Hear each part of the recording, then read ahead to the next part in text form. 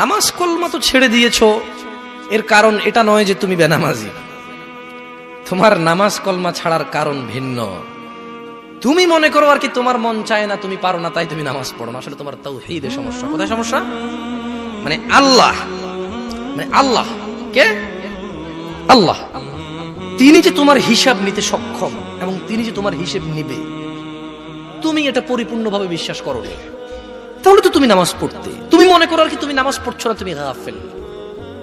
এই জন্য তোমাকে বলেছি আল্লাহকে ভয় করতে হবে। ফর এক্সাম্পল, আল্লাহ নামাজ ফরজ করেছে। কে নামাজ ফরজ করেছে? আল্লাহ।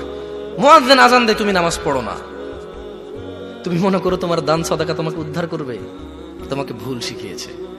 আমি মানুষ, ছোট হতে পারি। শোনো, জোর জবরদস্তি করে কিছু কথা আমাকে শুনিয়েও দিতে পারো, এখান থেকে নামিয়েও দিতে পারো। বলছি না তোমরা নামাবা, বাট এটা পারো। তবে মনে রাখবে, কথা যেটা বলে সেটা উল্টাতে পারবে না। কেন পারবে না জানো? কারণ এই কথা উল্টানোর জন্য তোমাকে কথা থাকতে হবে। মনে রাখবে, তোমার দান সাদাকা হিসেবই হবে না।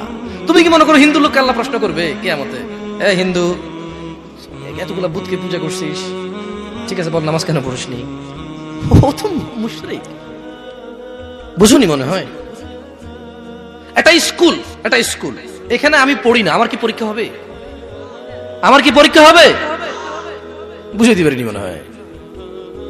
তো যে মুশরিক, তার নামাজ রোজা হজ যাকাতের হিসাব কিসের হিসাব? সে তো অলরেডি এমন অপরাধী যা ক্ষমাযোগ্য নয়, যা কি নয়, ক্ষমাযোগ্য নয়।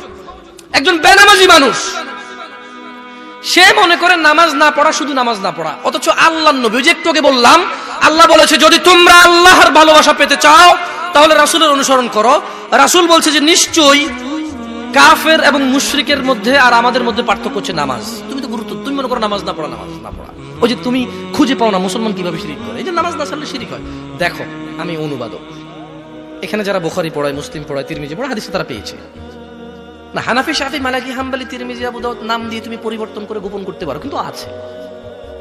ফয়সালা তো আল্লাহ করবে যে এভাবে হয় নাকি সিস্টেম, ইসলামকে বিভক্ত করা এবং কিয়ামত দিবসে রাসূলের অনুসরণের বাইরে কোনো অনুসরণের হিসাব নেওয়া হবে কিনা, সেটা তো আল্লাহ ফয়সালা করবে। আমি তুমি